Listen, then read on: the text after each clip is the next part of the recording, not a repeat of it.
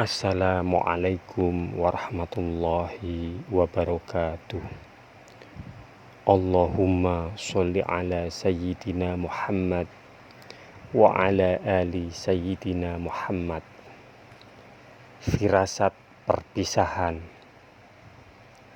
Setelah dakwah Islamiyah sempurna dan Islam menguasai keadaan, maka tanda-tanda dan bahasa-bahasa pengucapan selamat tinggal kepada dunia dan kepada manusia mulai nampak di dalam ungkapan-ungkapan dan ucapan-ucapan Rasulullah Shallallahu Alaihi Wasallam melalui perkataan dan perbuatannya. Di dalam bulan Ramadan tahun ke-10 Hijriah, Rasulullah beriktikaf di masjid selama 20 hari, sedang sebelumnya hanya 10 hari. Di waktu itu Jibril mendatangi Rasulullah Shallallahu Alaihi Wasallam untuk mengulang tadarus Al-Quran sebanyak 2 kali. Di dalam Haji Wada, Rasulullah telah menyebut, sebenarnya kemungkinan aku tidak akan bertemu kamu lagi setelah pertemuan kita di tahun ini. Ketika di Jamrah Aqobah, Rasulullah Shallallahu Alaihi Wasallam berkata, ambillah ibadah haji ini dariku. Bisa jadi aku tidak akan mengerjakan haji lagi setelah tahun ini. Surah An-Nasr turun di pertengahan hari-hari tasyrik. Dari surat tersebut, Rasulullah Shallallahu Alaihi Wasallam mengetahui bahwa itu adalah ucapan selamat tinggal dan pemberitahuan tentang kematiannya. Apabila telah datang pertolongan Allah dan kemenangan, dan kamu lihat manusia masuk agama Allah dengan berbondong-bondong, maka bertasbihlah dengan memuji Tuhanmu dan mohonlah ampun kepadanya. Sesungguhnya Dia adalah Maha Penerima Taubat. Di permulaan Syafar tahun 11 Hijriah, Rasulullah Shallallahu Alaihi Wasallam keluar menuju ke Uhud. Rasulullah sholat untuk para syuhada sebagai ucapan selamat tinggal kepada semua yang hidup dan yang mati. Dari Uhud, Rasulullah kembali ke masjid, naik ke atas mimbar dan bersabda, sesungguhnya aku telah berbuat keras kepadamu. Sesungguhnya aku adalah melihat kamu semua. Demi Allah, waktu ini aku sedang menyaksikan kolam airku, kurnia Rasulullah di hari perkiraan.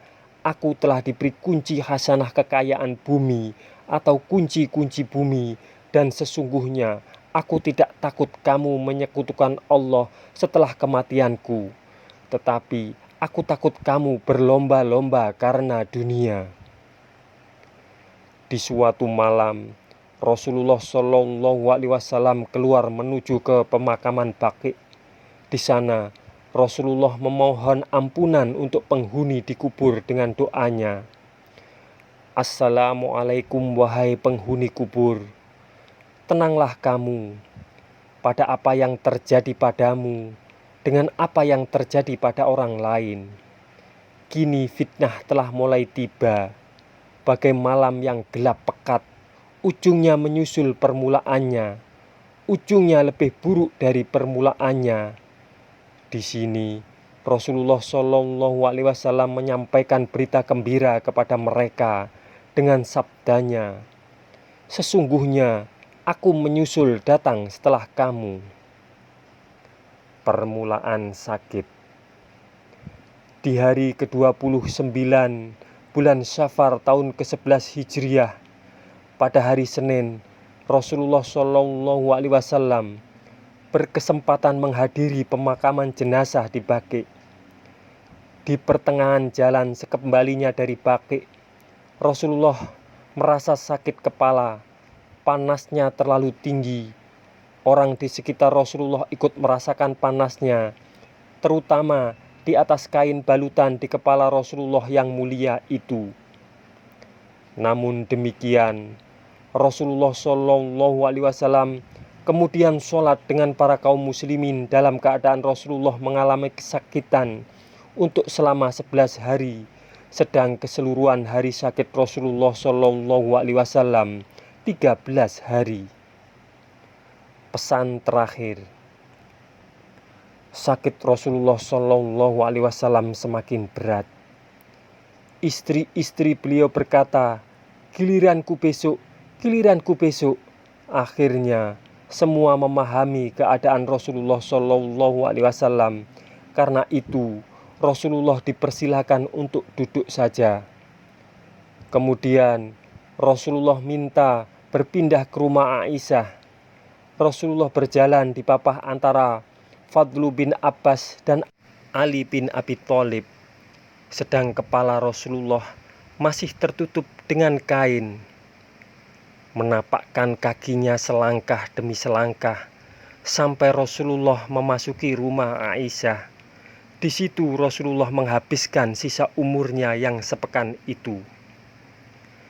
Aisyah radhiyallahu anha kemudian membaca surah-surah Mu'awizah dan doa-doa lain yang dia terima dari Rasulullah Shallallahu Alaihi Wasallam.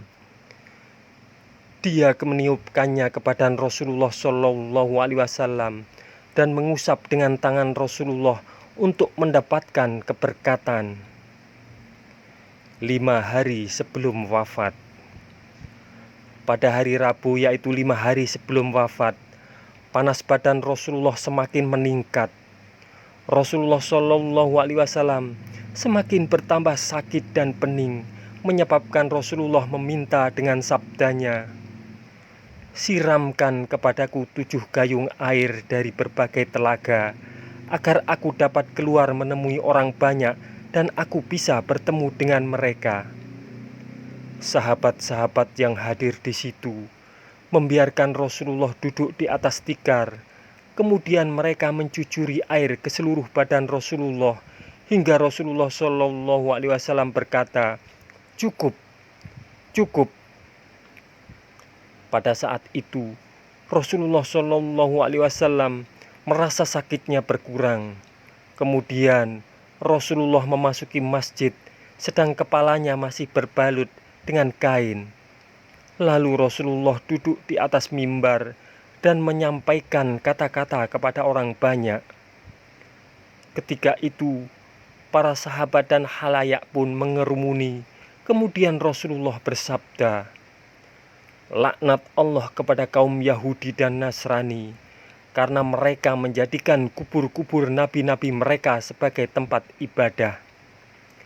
Dalam riwayat yang lain, Allah mengutuk bangsa Yahudi dan Nasrani yang telah menjadikan kubur-kubur nabi mereka sebagai tempat ibadah. Dan sabdanya, jangan sekali-kali kamu menjadikan kuburku sebagai berhala yang disembah. Tidak lupa, Rasulullah menawarkan kepada halayak untuk menuntut bela kepada dirinya dengan berkata, siapa di antara kamu yang telah aku pukul belakangnya? Ini belakangku siap untuk menerima balasan pemukulan, dan siapapun yang telah aku caci maki, harga dirinya, nah ini dia harga diriku, siap untuk yang menuntut balas. Kemudian Rasulullah Shallallahu Alaihi Wasallam turun dari mimbar dan menunaikan sholat zuhur, dan kembali duduk di atas mimbar, mengulangi soal pembalasan dan yang lain-lain. Hingga salah seorang yang hadir berkata, Rasulullah Shallallahu Alaihi Wasallam telah terhutang dari aku sebanyak 3 dirham yang belum jelas. Maka kata Rasulullah Shallallahu Alaihi Wasallam, Fadil, jelaskan kepadanya. Kemudian Rasulullah mewasiatkan dan berpesan kepada orang-orang Ansor dengan sabdanya, aku berpesan kepada kamu sekalian, bersikap baiklah terhadap Ansor. Mereka itu adalah perut dan bekal untukku.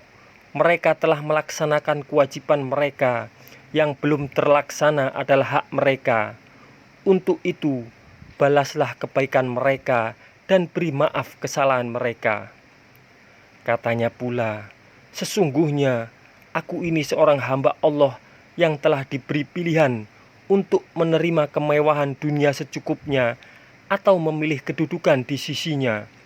Di sini aku telah memilih kedudukan di sisinya. Kemudian Rasulullah pun berkata pula, sesungguhnya orang yang paling selamat dalam bersahabat dan juga merupakan hartaku adalah Abu Bakar.